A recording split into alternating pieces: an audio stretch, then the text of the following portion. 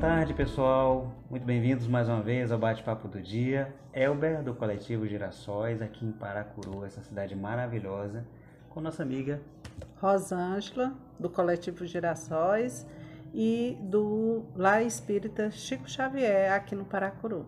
E mais uma vez a gente vai conversar sobre as expectativas dela aqui na cidade, né? No movimento espírita aqui da cidade. Sobre 2018, 2022, ano de eleição, qual é a comparação que ela faz em relação a 2018, o que aconteceu que possa ter mudado de lá para cá. E aí, Rosângela, vivemos de novo, né? Um novo ciclo, final de um ciclo difícil para todos nós, né? Queria até saber de você como é que foi para vocês aqui na cidade essa experiência de 4 anos. E o que você espera? O que pode ter mudado de lá para cá, de 2018 para esse ano, que te dá uma esperança de que a gente vai conseguir fazer alguma mudança em relação a esse ano? 2018 não deixou de ser uma surpresa, né? Por mais que a gente visse ali que havia a possibilidade, mas a gente tinha essa esperança, né? De que as eleições não terminassem do jeito que terminaram. E aí no início, né? Houve aquele embate, houve aquele... a gente ficou realmente impressionada com as coisas que começaram a acontecer com relação não só à opinião das pessoas, mas o próprio comportamento. Porque coisas que antes eram consideradas assim um absurdo, a gente começou a ver pessoas fazendo e defendendo aquilo como se fossem coisas boas, coisas naturais, né? E foi muito difícil. E ficou aquele sentimento de raiva mesmo, sabe? De raiva contra Bolsonaro, contra os bolsomínios, contra todas aquelas pessoas que estavam trazendo à tona, né, coisas que a gente achava que já tinha superado, Sim. como preconceito, como homofobia. Isso naquela época ainda, né? Isso. E aí você começa a ter aquele sentimento de se defender disso, né? Não só de rebater, mas de evitar algumas pessoas, né? De encontrar, de estar junto. E foi crescendo assim até uma certa raiva mesmo. Só que depois eu fui vendo assim que em relação, principalmente à doutrina espírita, aquilo ali não estava legal, tá? Porque se você está combatendo o ódio, se você está combatendo coisas que não são legais, como é que você vai combater isso com sentimento também de raiva, de ódio, né?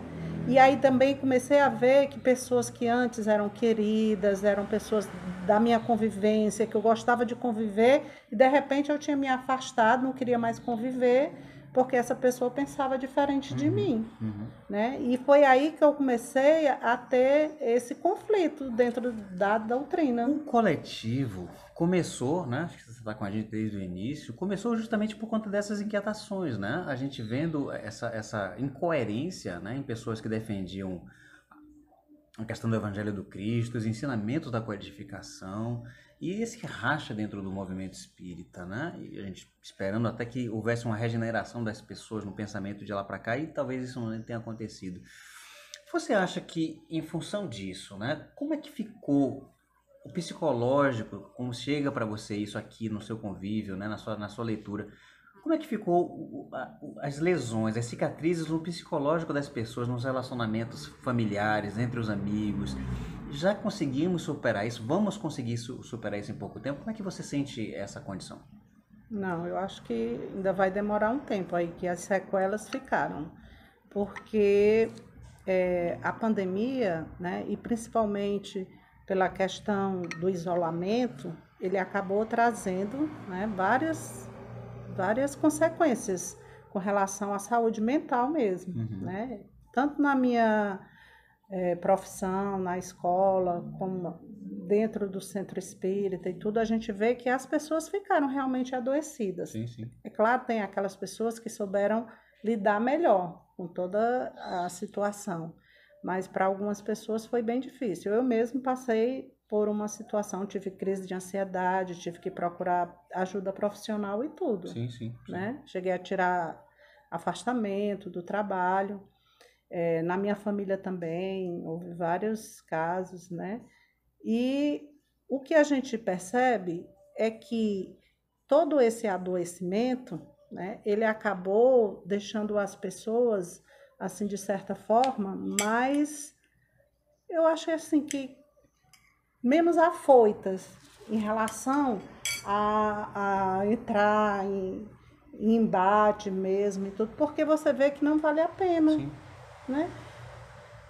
Vinha todo mundo assim querendo ser o dono da verdade, todo mundo achando que sabia o que era certo, sabia o que é errado. Só que depois, né, no geral, nas relações, a gente viu que não era assim tudo preto no branco. Uhum. Porque tinha várias coisas que entravam aí. A própria questão dos sentimentos, né, do que você sentia pelas pessoas, de você ver que todo mundo estava meio adoentado também.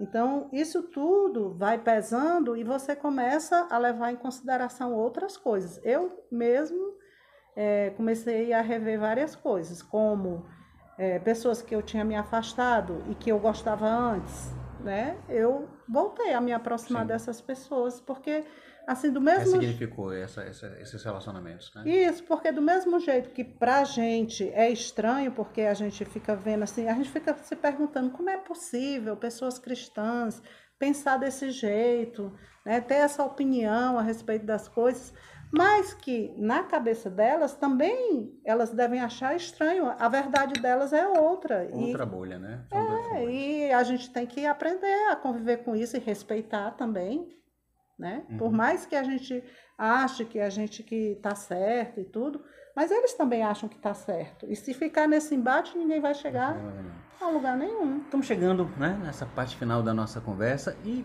ouvir, né, falar para o nosso público que está nos assistindo, o que você traz o que você sente de mensagem de esperança para esse próximo, né, pleito? Como é que você está sentindo? E já uma mensagem final para a gente, né? O que você espera? Qual é a sua esperança para... A minha esperança é porque, assim, na outra eleição, né, por mais que houvesse indícios e sinais, mas a gente não tinha vivido. E agora a gente já viveu qual é a realidade desse governo aí. Então, eu acredito que muitas pessoas, né, que antes tinha uma outra ideia, já começou a cair a ficha, né, já tem, assim, uma visão melhor de tudo. Então, eu acho que isso aí vai contar. E também o fato da gente poder contar com um bom candidato, né, que realmente o fato de ser uma pessoa altamente diplomática, querida e que tem muito carisma e tudo. Quem é esse bom candidato que você está falando? É o Lula. Então eu acho que eu tô esperançosa sim. Eu tô porque eu sei que ele é muito querido e eu sei que ele tem uma inteligência muito boa, muito grande, Uma que genialidade política, que né? ele vai conseguir virar esse jogo. Vamos embora, né? Vamos nessa expectativa. Sim. Pois é, gente. Esse foi mais um bate-papo do dia aqui em Paracuru. Rosângela, nossa amiga do Coletivo Girassóis. Rosângela, prazer.